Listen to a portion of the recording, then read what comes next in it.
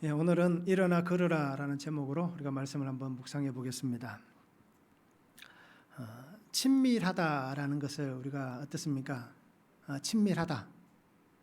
나는 이 사람과 관계가 참 좋다라고 우리가 그렇게들 생각을 하고 계십니까? 나와 친밀하게 관계를 맺는 분들이 혹시 몇 분이나 계십니까? 이 정도면 그죠? 저는 한 20손가락 안에 들어 손가락 발가락 다 해도 모자랍니다. 라고 얘기할 만큼 좋은 친밀함의 관계를 갖고 있는 사람이 많이 있는지, 아니면 나는 아무리 생각해봐도 좋은 관계를 유지하는 사람이 한 사람도 없습니다. 라고 혹시 생각되는지 우리가 한번 지나온 나의 삶을 돌아보시면서 한번 생각해 보면 좋을 것 같아요. 유기성 목사님 책 보면 우리가 서로 사랑하자라는 책에 보면 그 표지에 보면 이런 말이 있습니다. 친하기만 해도 이렇게 좋은데, 그죠? 친하기만 해도 이렇게 좋은데 사랑한다면 얼마나 좋을까요? 라고 이렇게 나와 있습니다. 그래서 친하다는 것 참 중요한 문제입니다. 친하고 친밀하면 관계가 형성된 거잖아요. 그러면 친하고 내가 좋아하는 사람 같으면 그 사람이 나에게 실수를 해도 괜찮고, 그죠? 때로는 그 사람이 나를 이렇게 얘기하면 좀 핍박이라는 말을 하면 좀 그렇지만 핍박해도 괜찮고, 또는 나에게 야 어떻게 이런 얘기를 할까, 어떻게 저런 행동을 할까라고 여길 만큼 굉장히 기분 나쁘고, 그죠? 굉장히 마음에 상처가 될 만한 행동을 하는데도 친밀하니까, 관계가 좋으니까 그럴 수도 있지 라고 우리가 여깁니다. 그런데 반대로 생각해 보면 어떻습니까? 관계가 나쁘면 이제 좋은 얘기를 해줘도 저 사람 왜 나에게 저렇게 좋은 얘기를 할까? 마음에 이상한 게 있나? 라고 여길 수도 있습니다. 그래서 우리가 요즘 정치 얘기를 하면 안 되겠지만 내로남불에 대해서 요즘 또 많이 나오잖아요. 그죠? 그래서 자기는 괜찮고 다른 사람이 하면 안 좋다라고 여기면서 내로남불에 대해서 우리가 많이들 얘기합니다. 이렇듯 신앙생활도 마찬가지인 것 같습니다. 성도도 관계를 가질 때에 이렇게 내로남불의 모습이 참 많은 것 같아요. 그것이 친밀하다라는 이 한 가지로 어떻게 보면 그것을 그렇게 포장해 가는 것 같습니다. 나와 괜찮은 사람이면 괜찮고, 나와 괜찮지 않으면 다 안 괜찮은 그러한 우리들의 모습이 참 많습니다. 저도 그렇습니다. 목사라고 해서 다른 게 있겠습니까? 똑같은 인간인데요. 그죠? 저한테 잘해주시고 저한테 좋은 얘기 해주시면 저도 이제 마음이 더 좋고, 그런데 저한테 이거 목사가 왜 그러냐, 그죠? 이렇게 얘기하면 저도 대하는 게 조금 그럴 수도 있습니다. 그렇다고 해서 목사님 나를 보는 눈빛이 이상하다, 그죠? 나에게 대하는 말투가 이상하다라고 여기시면서 나는 목사님이 생각할 때 별론갑다 이렇게 여기지 마시기 바랍니다. 그래서 우리가 생각할 때 보면 오랜 시간 동안 사귀면, 그죠? 오랜 시간 동안 지내보면 이 사람이 어떤 사람이다라는 것을 말하지 않아도 그냥 우리가 잘 알 수 있잖아요. 권 집사님하고 저는 굉장히 오랜 시간 동안 사귀었습니다. 그렇잖아요. 고등학교 때부터. 그때부터 알고 지내던 사이였는데요. 그런데 솔직히 얘기하면 시간은 오래됐는데, 그죠? 이렇게 친밀한 관계를 가지고 지나왔던 적은 따지고 보면 그렇게 오래되지 않았습니다. 시간은 긴데, 그런데 어떻습니까? 어릴 적부터 이렇게 같이 신앙하면서 같이 기도하러 다니면서 친밀해졌기 때문에 저는 개인적으로 생각할 때 나쁜 감정은 없습니다. 권 집사님 어떻게 생각할지 모르겠지만 이렇다 서로 간의 친밀함만 있으면 시간이 얼마나 지나든 상관이 없고요. 그리고 시간이 지나면서 우리는 더 좋은 관계들이 형성됩니다.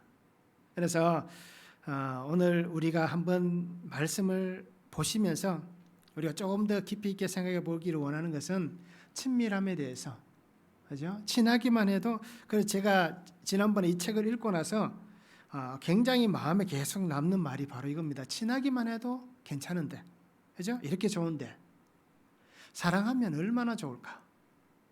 그리고 그 내용들 중에 보면 제가 설교하면서 한 번씩 말씀드렸던 것들이 있는데요. 우리가 사랑하지 않으면, 그죠? 사랑하지 않으면 유 목사님 그렇게 말씀합니다. 믿음이 없는 사람입니다. 굉장히 강하게 얘기를 하십니다. 사랑하지 않으면 예수 믿지 않는 사람입니다까지 표현을 하시더라고요. 그러니까 우리 성도님들이 하나님 앞에서 우리 성도님들이 그렇게 더 좋은 관계가 될 수 있도록 혹시라도 나의 마음에 불편이 생기고 또는 마음에 또 여러 가지 요소들이 생겨날 때에 기도하시기 바랍니다. 그래서 하나님 나에게 친밀함을 가질 수 있는 마음을 주셔서, 그죠? 내가 기도하면서 하나님 주시는 마음을 가지고 우리가 더 사랑할 수 있는 그런 관계들이 우리 안에 생겨났으면 좋겠습니다. 그래서 저보다 오랜 시간 동안 같이 신앙생활을 하셨잖아요. 그죠? 그러니까 더 어떻게 보면 새로운 목사가 성도님들이 서로 이렇게 얘기하고 서로 지내는 관계를 볼 때에 좀 어떻게 보면 섭섭해할 수 있는 관계가 되면 좋을 것 같아요. 야, 너무 친한 거 아니냐 자기들끼리, 그죠? 그게 어떻게 보면 정석입니다. 그러기에 우리 성도님들이 더 함께 기도하시면서 우리가 더 좋은 친밀함의 관계를 만들어서 하나님이 기뻐하시는 그런 교회가 되면 참 좋을 것 같습니다. 오늘 말씀 보면 베드로와 요한이 기도하기 위해 성전으로 올라갑니다. 그런데 성전 미문에 앉아 있는 이 나면서부터 걷지 못하는 사람을 만납니다. 그 사람은 구고라는 사람입니다. 그래서 베드로와 요한이 그 사람에게 나사렛 예수 그리스도 이름으로 일어나 걸어라 라고 말씀을 선포하면서 그 오른손을 잡아 일으켰다라고 얘기합니다. 그러니까 이 앉아있던 사람이 일어나 걷기도 하고 뛰기도 하면서 성전으로 들어가며 하나님을 찬송하였다라고 말씀합니다. 그리고 이 사건을 통해서 수많은 그것을 지켜보았던 사람들이 매우 놀랐다라고 오늘 성경 말씀하고 있습니다. 자, 일어나 걸으라 라고 말씀합니다. 그러면 오늘 말씀을 통해서 우리가 무엇을 볼 수 있는지 한번 보기를 원합니다. 첫 번째 보면 구거라는 사람이 있었습니다. 1절에서 3절에 보면 제9시 기도 시간에 베드로와 요한이 성전에 올라갈새 나면서 못 걷게 된 이를 사람들이 메고 오니 이는 성전에 들어가는 사람들에게 구걸하기 위하여 날마다 미문이라는 성전문에 두는 자라. 그가 베드로와 요한이 성전에 들어가려 함을 보고 구걸하거늘이라고 말씀합니다. 이 베드로와 요한은 정해진 시간에 성전에 올라갑니다. 기도 시간입니다. 자, 이 기도 시간은 유대인들이 늘 하던 기도 시간이었습니다. 그래서 오늘 우리 시간으로 얘기하면 아침 9시, 낮 12시, 오후 3시입니다. 그래서 유대인들은 하루에 3번 이 정해진 시간에 기도를 했습니다. 자, 이 베드로와 요한도 유대인입니다. 그러니까 저들이 예수님을 믿은 그 이후에도 유대인의 습관이 몸에 배어 있는 겁니다. 그래서 이 습관이 나쁜 것은 아니잖아요. 기도하는 것, 예수님을 믿었으면 유대인들의 그 습관을 버려야 된다라고 우리가 혹시 생각할 수도 있습니다. 그런데 이 좋은 습관을 버린다는 것은 잘못된 겁니다. 기도는 하나님 앞에서 특별히 시간을 내어서라도 해야 되는 것입니다. 그런데 자신들의 신앙에서 지금까지 살아왔던 그 시간들을 그대로 지키며 기도하는 겁니다. 그래서 정해진 시간에 그들은 사역을 멈추고 그렇게 기도의 자리로 나아갑니다. 자, 이런 모습을 우리가 또 누구에게서 봅니까? 예수님에게서 봅니다. 예수님은 그 바쁜 시간에도 어떻습니까? 시간을 쪼개서 늘 한적한 곳에 가셔서 기도하셨다라고 그렇게 말씀을 하고 있습니다. 기도의 자리로 나아가던 이 베드로와 요한 어떻습니까? 평소와 똑같은 그 시간을 보내고 있습니다. 그런데 성전 미문, 저들이 늘 출입하였던 어떻게 보면 평소에도 늘 보았던 모습일 겁니다. 그런데 오늘 그 지나다니면서 늘 보았던 그 모습이 오늘은 조금 더 다르게 보여졌다라는 것이 오늘 성경에서 우리가 볼 수 있는 문제입니다. 성전 미문은 어떤 곳입니까? 이 미문은 아름다운 문이다라고 이렇게 얘기합니다. 그런데 이 성전의 이 미문, 이 문에 대해서 여러 가지 얘기들이 있습니다. 가장 먼저는 유대 역사가인 요세푸스라는 사람이 있습니다. 이 사람에 의하면 이 문은 황금문이다라고 이렇게 표현을 합니다. 왜 황금문이다라고 표현했냐면 고린도 지역에서 난 구리를 가지고 이렇게 구리를 수입해서 그 문을 만들었다라고 얘기합니다. 그래서 구리가 어떻습니까? 이렇게 잘 해놓으면 굉장히 반짝거리잖아요. 그리고 그 구리 문에다가 금과 은으로 장식했기 때문에 이 요세푸스는 이 문을 황금문이었다라고 그렇게 표현을 합니다. 이 요세푸스는 실제 이스라엘 유대인이었고 그리고 역사가였습니다. 그리고 또 한 가지는 니가노르 문이다라는 표현이 있습니다. 그래서 이 문은 마카비 시대에 이 문을 그렇게 불렀습니다. 마카비 시대에 그 유다라는 사람이 있습니다. 이 유다가 적장인 니가노르라는 사람을 잡아서 이 사람의 손을 이 문에다가 못을 박았습니다. 그래서 그것이 얘기가 되어서 이 문을 미문을 니가노르 문이다라고 그렇게 부르기도 했습니다. 이외에도 여러 가지 표현 방식이 있습니다. 그런데 오늘 성경에서는 이 미문을 그냥 아름다운 문, 성전 미문이다라고 그렇게 표현하고 있습니다. 그런데 이 미문에는 누가 있습니까? 나면서부터 걷지 못한 이 한 사람이 늘 같은 자리에서 구걸을 하고 있습니다. 사람들의 도움을 받아서 그가 매일 똑같은 자리에 나와서 어떻게 보면 이곳은 이 사람이 영업하는 자리입니다. 그렇잖아요. 자기가 살아가는 삶의 터전입니다. 사람들의 도움, 가족이라든지 친구들의 도움을 통해서 매일 이 자리에 나와 있는 것입니다. 그리고는 그곳에서 평소와 다름없이 앉아서 사람들에게 구걸하고 있습니다. 그런데 사도행전 어떻습니까? 4장 22절에 보면 이 사람에 대해서 표현을 합니다. 이 표적으로 병난 사람은 40여세나 되었더라라고 얘기합니다. 즉 이 말은 무엇입니까? 태어나면서부터라고 얘기합니다. 그러니까 어릴 때는 아마 못 나왔다 하더라도 나이가 조금 들었을 때부터 나왔다면 최소한 30년에서 35년 정도, 그죠? 아니면 40여세나 되었다라고 표현하는 것은 40세가 더 지났다라고 우리가 해석을 해본다면 한 40년 동안 이 자리에 나와서 구걸을 하고 있습니다. 어릴 때부터 나와서 이 구걸을 한다면 다른 사람들에게 어떻습니까? 더 그런 측은한 마음이 있어서 이렇게 표현해서 죄송합니다만은 더 많은 것을 얻지 않았겠냐라는 것입니다. 그러니까 이 사람은 도움이 없으면 한순간 또 살아갈 수 없는 사람입니다. 그러니까 이 현장에 나와서 그가 늘 이렇게 구걸하는 모습을 보여주고 있습니다. 그런데 이 사람의 이 삶의 터전이 성전입니다. 성전 미문입니다. 그런데 우리가 한 가지를 분명히 보시기 바랍니다. 늘 성전에 나와 있습니다. 그런데 성전 안에 있는 것도 아니고 성전을 바라보는 사람도 아닙니다. 이 사람이 있는 모습은 성전 문으로 들어가는 사람들을 보아야 되기 때문에 그는 평생을 성전 가까이에 와 있으면서도 불구하고 성전을 등지고 앉아 있습니다. 결국 이 얘기는 무엇입니까? 그가 정작 성전과는 상관이 없는 삶을 살아가고 있다는 것입니다. 그가 성전 가까이에 와서 성전 앞에 있으면서도 불구하고 성전을 등지고 앉아서 하나님에게서 무언가를 얻고 하나님 앞에 기도하는 삶의 자리가 있는 것이 아니라 자신의 삶의 어떻게 보면 육체적인 욕구를 채우기 위해서 성전에 나와 있지만 하나님 앞에서 하나님을 향한 관심은 없고 오직 세상을 향한 관심만 가지고 있다는 것입니다. 누군가가 나에게 이 성전은 하나님 앞에 들어가는 사람이기 때문에 나를 보면서 그 마음에 측은히 여기는 마음이 더 생기지 않겠는가? 그러니까 성전 미문에 나와 있는 이유도 분명히 있을 겁니다. 성전으로 들어가는 사람들의 마음을 더 요동하는 그런 모습이 분명히 있었기 때문에 그가 이곳에 나와 있다는 것입니다. 그러기에 하나님을 향한 마음이 있는 것보다는 세상에서 누군가가 나에게 더 많은 도움을 주지 않을까라는 그 마음을 가지고 이곳에 나와 있는 것입니다. 그리고는 정작 자신의 인생에 40년이라는 시간이 지났음에도 불구하고 하나님 앞에서 어떠한 은혜도 구하지 않는, 어떻게 보면 그곳에 나와서 하나님 앞에 기도하면서 하나님, 나도 하나님의 전에 걸어서 들어가며 하나님을 경배할 수 있는 삶을 살게 해달라 라고 기도해야 되는 그 사람의 삶의 모습임에도 불구하고 그는 전혀 그것에 대해서는 기도하지 않았다는 것입니다. 사람들이 자신에게 던져주는 그 물질로 인해서 그냥 그것으로만 만족하며 사는, 참 어떻게 보면 안타까운 삶을 살아가는 그의 모습입니다.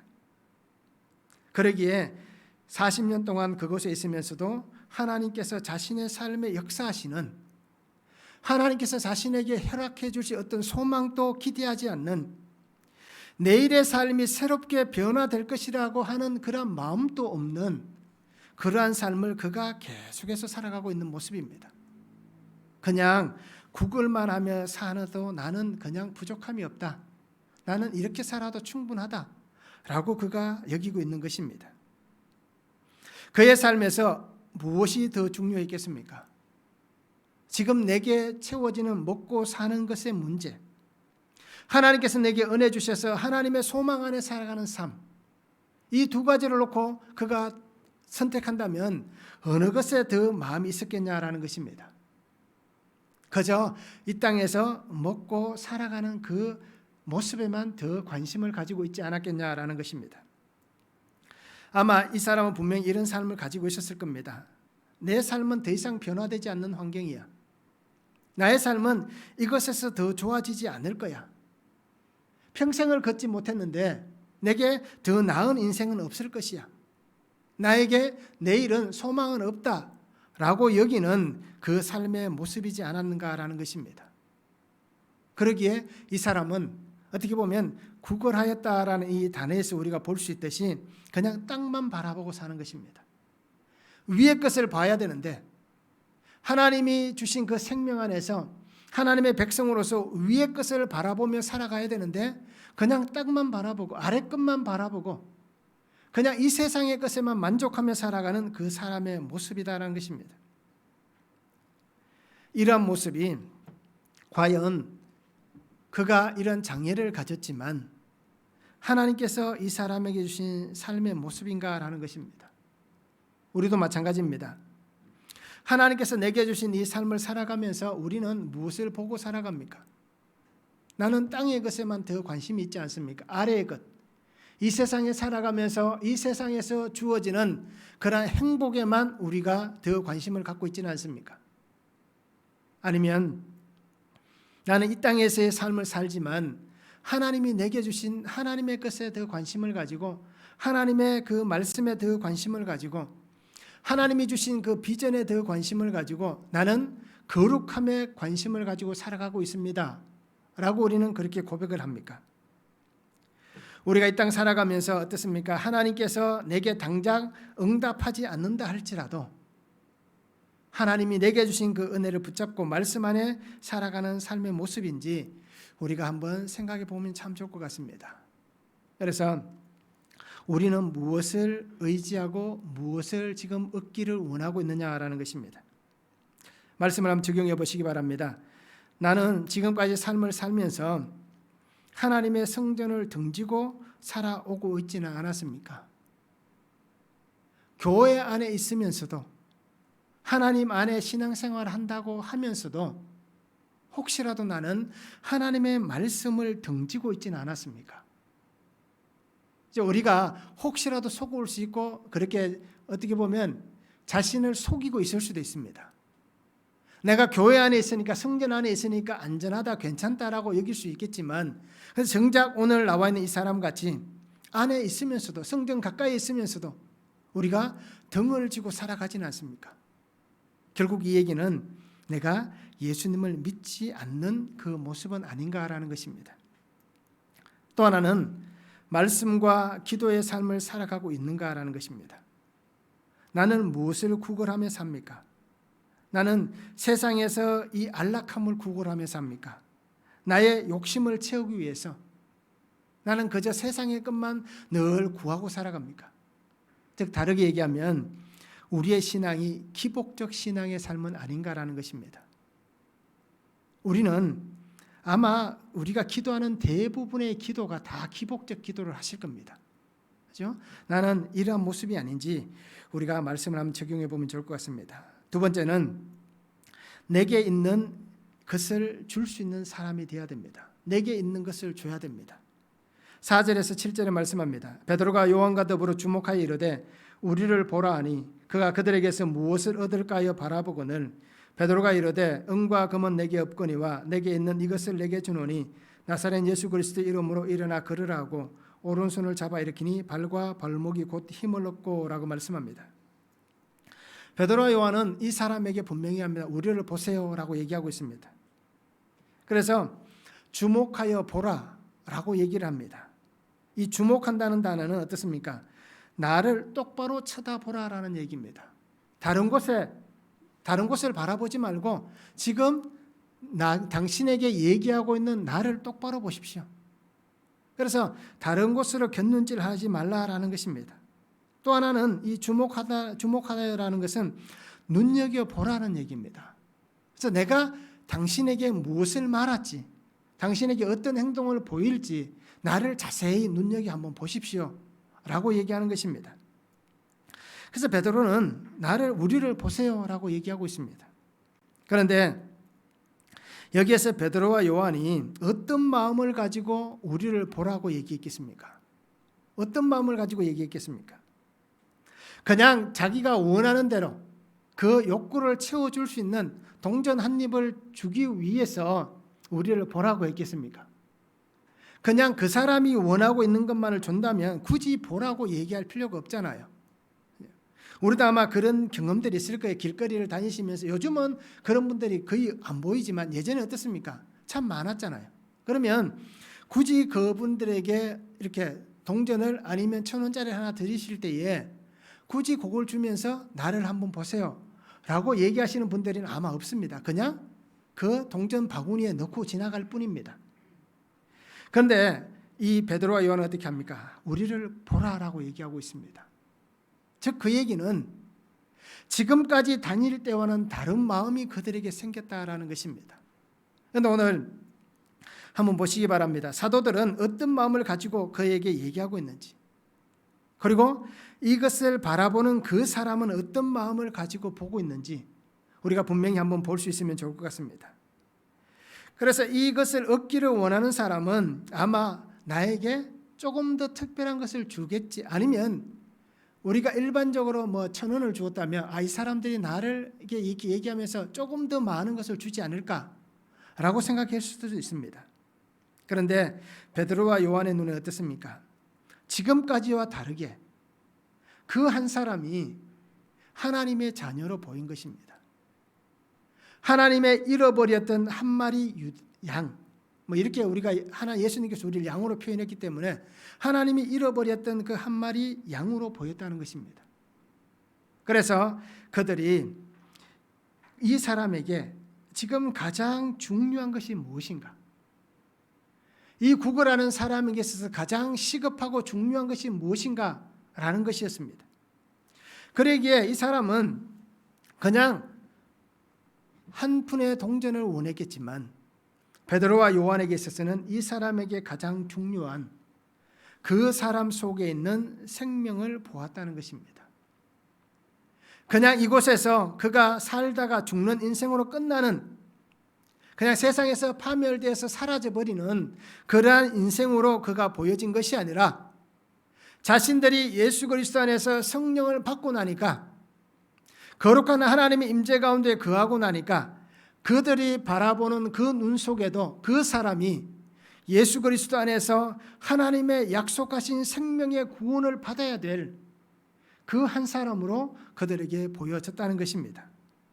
그러니까 그들에게 가장 필요한 것은 그 육체의 안락을 채우는 것이 아니라 바로 하나님의 구원의 생명이 그들이 가장 시급하고 중요한 것이다라는 것이 보여진 것입니다.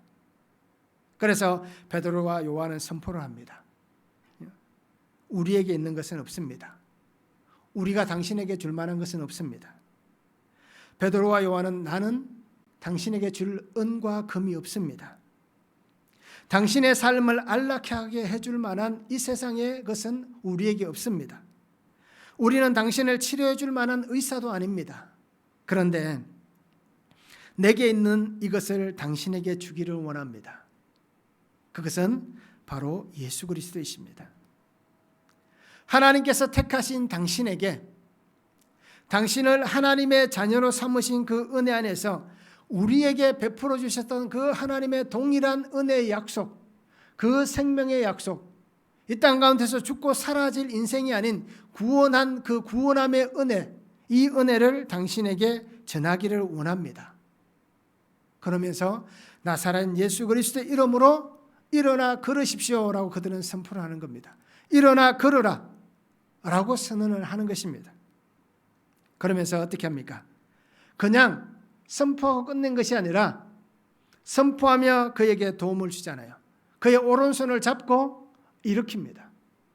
하나님께서 이 베드로와 요한의 입술을 통하여서도 역사하시고 하나님께서 이 베드로와 요한의 손을 통하여서도 역사하시는 것입니다. 말씀이 그의 귀에 들려짐을 통하여서도 역사하여 주시는 것이고 말씀이 직접 그를 만져주심을 통하여서도 역사하여 주시는 것입니다. 그래서 내게 있는 이것을 당신에게 드리기를 원합니다. 내가 받은 이 은혜를 당신에게 나누겠습니다. 라고 그들은 고백을 하며 선포를 하고 있습니다. 전혀 움직이지 못한 사람이 이 놀라운 은혜 안에서 발과 발목에 힘이 들어갔다라고 성경은 말씀합니다. 움직이지 않던 삶에 하나님의 권능의 역사하시는 그 능력을 통하여서 멈추어 있던 그 삶이 하나님 앞에서 살아 움직이는, 정말 역동적으로 움직이는 그 놀라운 은혜 가운데 거하는 능력의 힘의 역사하심이 있는 그 은혜의 시간이 되었습니다. 이렇듯 하나님께서는 하나님의 사람들을 통하여서 하나님이 주신 것을 전하고 나누기를 원하십니다. 그러면 오늘 우리 성도님들은 무엇을 줄 수 있습니까? 무엇을 나눌 수 있습니까? 예수 그리스도께서 내게 주신 은혜가 있습니다. 예수 그리스도께서 내게 주신 생명이 있습니다. 내게 주신 것을 내가 나누어야 되는데 내가 성전에 들어와서 출입을 하고 있으면서도 불구하고 하나님을 향하여서 등지고 있다면, 말씀을 등지고 있고 기도하지 않는 사람은 과연 내가 무엇을 줄 수 있습니까? 텅 비어 있는 자가, 그죠? 빈 수레와 같은 빈 깡통과 같은 내가 내 속에 아무것도 없는데 무엇을 줄 수 있겠습니까? 베드로와 요한은 성령의 충만함이 있었습니다. 또 이후에 우리가 큐티를 해서 아시잖아요. 말씀을 매일 묵상해서 아시잖아요. 이 일을 통하여서 그 공의 앞에 서잖아요. 제사장들과 서기관들 앞에 섭니다. 바리새인들 앞에, 사두개인들 앞에 섰습니다. 그때에 그들이 위협하는 자리에서 어떤 일이 벌어집니까? 베드로와 요한을 책망하고 굉장히 험악한 상황에서 그들이 더 이상 얘기하지 못했던 게 무엇 때문에 얘기하지 못했습니까?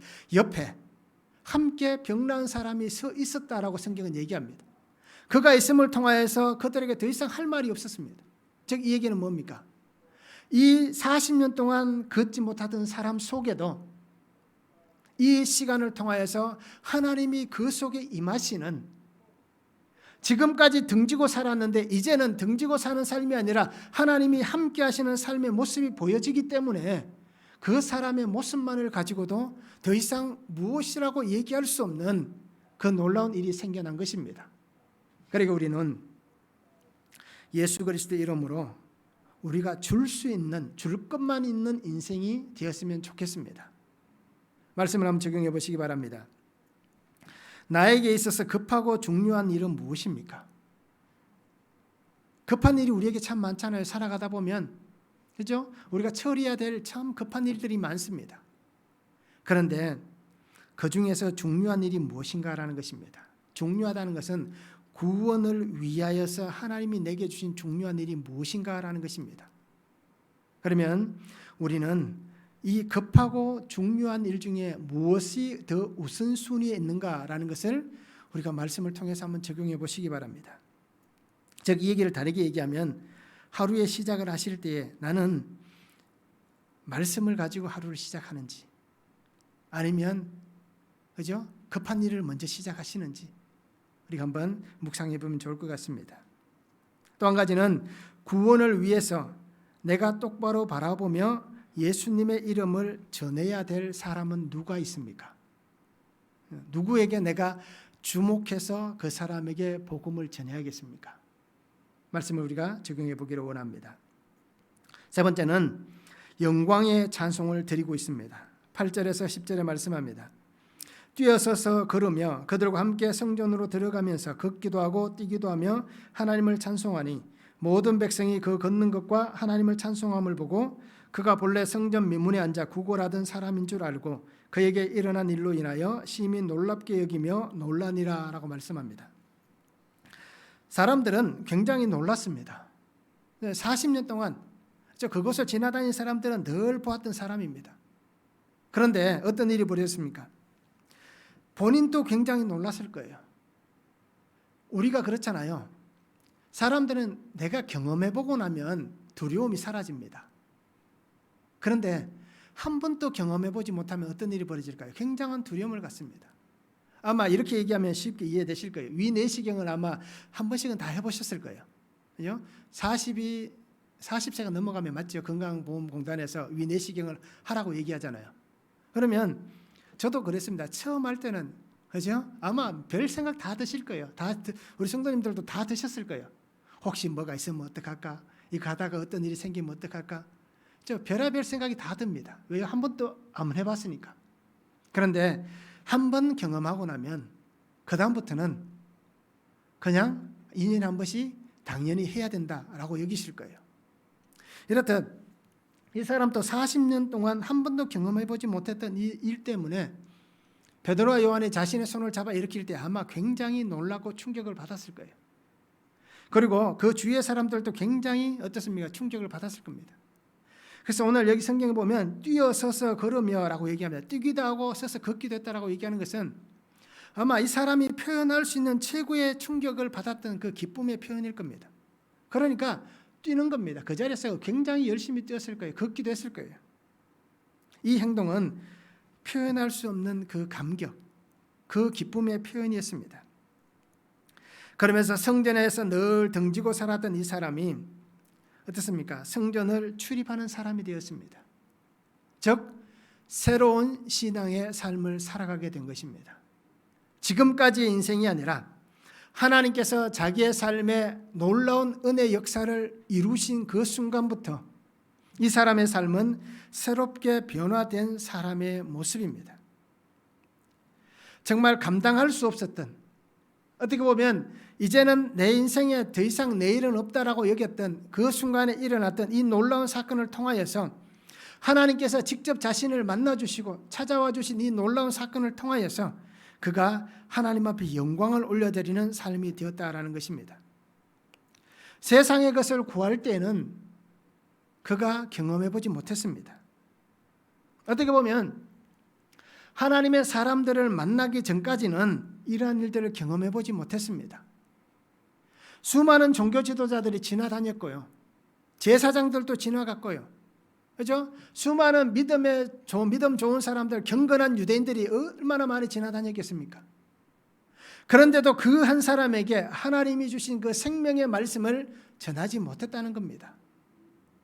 그런데 정말 사람들이 손가락질하고 사람들이 인정하지 않던 그 사도들, 그 범인과 같은 사람들, 그들이 주님을 만나고 주의 은혜를 입고 위로부터 임하시는 성령의 능력을 덧입고 난 다음에 이 사람을 만났을 때에 서로 간에 하나님의 은혜를 나누는 이 놀라운 은혜를 경험합니다. 그러면서 그 인생이 하나님을 만났기 때문에, 하나님의 말씀이 역사하여 주셨기 때문에 그가 복된 인생이 된 것입니다. 구걸하여서 돈 한 푼을 얻었기 때문에 복된 인생이 아니라 하나님의 자신을 만나 주셨고 자신의 삶을 변화시켜 주셨고 이제까지는 자기의 입술에서 한 푼 주세요라고, 나를 도와주세요라고 얘기하던 그 입술이 하나님을 찬양하고 하나님 앞에 영광을 올려드리는 그 삶의 회복이 일어났기 때문에 이 인생이 복된 인생이 된 것입니다. 이렇듯 이 사람의 입술은 하나님을 찬양하는 입술로 변했습니다. 예수 그리스도의 놀라운 능력이 나타나는 입술이 되었습니다. 그리고는 이 사람이 함께 복음을 전하면서 뭐라고 얘기했겠습니까? 나에게 일어난 이 놀라운 하나님의 역사를 보세요. 예수 그리스도의 그 십자가 공로로 내가 이렇게 걷게 되었습니다. 예수님의 그 은혜가 내게 임했습니다. 나를 보세요. 라고 얘기하는 그 은혜가 있기 때문에 우리가 알듯이 베드로와 사도들이 복음을 전할 때 3,000명이나 되는 사람이 5,000명이나 되는 사람이 세례받고 하나님에게 돌아왔다라고 얘기하잖아요. 설교하며 보여지는 그 실물, 그죠? 증거되어진 실체가 있기 때문에 이 놀라운 일들이 분명히 일어난 것입니다. 세상을 향하여서 구걸하며 조아리했던 머리였습니다. 삶의 환경에서 정말 자기의 환경에서 벗어날 수 없어서 그 환경 앞에서 조아리했던 그 머리였습니다. 그리고 늘 땅만 바라보던 아래 끝만 향하였던 그의 머리였습니다. 그런데 예수님의 은혜가 임하고 나니까, 하나님의 그 만나주신 은혜가 임하고 나니까 하나님을 향하여서 겸손히 낮아지는 머리가 되었고 하나님을 찬양하고 경배하는 머리가 되었습니다. 이렇다 오늘 우리 성도님들도 이러한 은혜 안에 살았으면 좋겠습니다. 하나님을 향하여서 우리의 머리가 겸손히 낮아지고 하나님을 찬양하고 경배하는 하나님 앞에서의 삶을 사는 이러한 아름다운 신앙의 모습이 되었으면 참 좋겠습니다. 히브리서 13장 15절에 말씀합니다. 그러므로 우리는 예수로 말미암아 항상 찬송의 제사를 하나님께 드리자. 이는 그 이름을 증언하는 입술의 열매니라 라고 말씀합니다. 이렇듯 우리가 하나님 앞에서 이렇게 아름다운 증언자의 입술의 삶을 살아가는 성도가 되면 좋을 것 같습니다. 하나님께서는 이 놀라운 일들을 이루셨습니다. 그리고 이 놀라운 일들을 통하여서 그곳에 있던 수많은 사람들이 충격을 받게 했고요. 이제 거치대의 의술로는 도저히 일어날 수 없는, 상상할 수 없는 일이잖아요. 오늘날 또 이러한 일이 일어나면 이건 기적이잖아요. 이렇듯 수많은 사람들이 이 일을 보면서 충격을 받았고 또 이 일 때문에 예수 믿는 사람들이 매일매일 생겨나게 된 것입니다. 이렇듯 하나님을 향하여서 영광의 찬송을 드릴 수 있는 인생이 되었으면 좋겠습니다. 이렇게 복음을 전하여서 하나님 앞에 영광을 올려드리는 인생이 되면 좋고요. 또는 내가 이런 은혜를 입었기 때문에 하나님 앞에서 영광의 찬송을 올려드리는 인생이 되면 좋을 것 같습니다.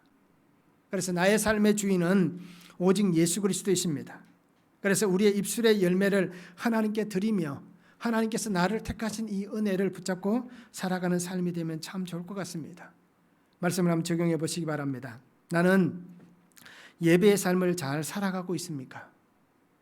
내가 등지고 살아가지는 않습니까?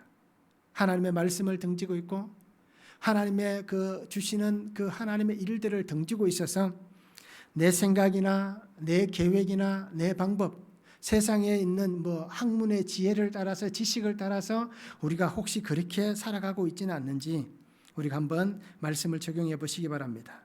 하나님의 은혜 안에서의 예배의 삶을 사는지 우리가 말씀을 잘 적용해 보기를 원합니다. 나에게 행하신 놀라운 은혜, 날마다 하나님을 찬양하고 있는지, 입술의 열매를 잘 전하고 있는지 우리가 말씀을 한번 잘 묵상하고 적용해 보면 좋을 것 같습니다. 성전 미문에 앉아서 구걸하는 이 사람은 세상을 향하여서 구걸하던 사람이었습니다. 그리고 하나님과 등진 그 삶을 살았습니다. 그렇게 평생을 살면서 하나님 앞에 다른 말씀들이 성경에 기록되어져 있지 않기 때문에 우리가 추측해 볼 수 있는 것은 아마 기도하는 삶이 아니었을 거잖아요. 아마 그 자신의 불편한 육체 때문에 더 하나님 앞에 원망했을 거예요. 또 부모를 원망했을 거예요. 그런데 그런 삶을 살던 사람이 하나님께서 자신을 회복시켜 주시는 은혜 때문에 그 놀라운 하나님의 복으로 인해서 정말 하나님 앞에서의 삶이 되었습니다. 나사렛 예수 그리스도가 그를 만나 주었습니다. 십자가의 구속의 은혜가 그 한 사람을 놀라운 하나님의 구속사에 하나님의 자녀가 되게 해주셨습니다. 즉 예수 그리스도의 영적 후사가 되었습니다. 이렇듯 오늘 우리 성도님들도 이 땅에 살면서 이 땅에 발을 딛고 살아가니까 세상 가운데서 완전히 다르게 살아갈 수는 없지만 세상 속에 살면서 우리가 하늘의 것을 바라보시기 바랍니다. 하나님을 향해서 늘 바라보시면서 하나님께서 나를 영적 후사로 세워가시는 그러한 믿음의 후사들이 되시기 바랍니다. 그리고 우리의 삶의 환경을 그렇게 만들어 가시기 바랍니다. 그래서 나를 통하여서 우리의 자녀들이, 나를 통하여서 우리의 이웃들이, 우리의 형제들이 하나님 안에서 영적 후사로 세워져 가는 그런 축복의 삶이 되면 참 좋을 것 같습니다. 그래서 우리에게 하나님께서 오늘 말씀하시는 내가 먼저 일어나 걸으시기 바랍니다. 그죠? 일어나 걸을 수 있는 그 신앙의 삶이 되고 그리고 복음의 증거자가 되어서 하나님이 나를 사용하시는 그런 복된 삶이 되었으면 참 좋겠습니다. 그래서 하나님께서 나를 향하여서 아버지의 것을 아끼지 않고 부어주시는 예수 그리스도의 그 능력 아래 가는 귀한 성도의 삶이 되었으면 참 좋겠습니다. 기도하시겠습니다. 사랑의 아버지 하나님 감사합니다. 오늘도 우리에게 주신 말씀을 바라봅니다. 주 은혜 안에 살아가게 하시고 주의 말씀의 능력 안에 살아가는 귀한 성도가 되게 하여 주시옵소서. 그래서 우리가 내게 속한 모든 삶의 환경 속에서 아버지 하나님 말씀을 등지지 않게 하시고 또 하나님을 등지지 않고 그저 세상의 것에 매이고 세상의 것에 빠지고 세상의 환경에 붙잡혀 사는 어리석고 정말 미련한 인생이 되지 않도록 주님 은혜를 다하여 주시옵소서. 그래서 날마다 예수 그리스도를 바라보게 하시고 나를 구속하신 그 십자가의 은혜를 붙잡게 하시고 내게 말씀하시는 하나님으로 인하여서 내가 날마다 복음의 증인으로 살아가게 하시고 내게 주신 은혜를 선포하며 살아가서 내가 먼저 나의 삶의 터전에서 일어나 하나님께로 나아가며 걷고 뛰며 영광의 찬양을 올려드리며 입술의 열매를 드리는 자가 되게 하시고 또 하나님께서 내게 주신 귀한 사명을 붙잡고 내가 속한 모든 환경에서 일어나 걸으라라고 선포할 수 있는 그런 믿음의 능력으로 살아가는 성도의 삶이 되어지도록 주님 은혜를 다하여 주시옵소서. 늘 함께 하실 하나님을 기대합니다. 아버지 하나님 우리의 삶에 또 다른 놀라운 은혜의 역사들을 이루어 주시옵소서. 감사를 드리며 예수 그리스도의 이름으로 기도하옵나이다. 아멘.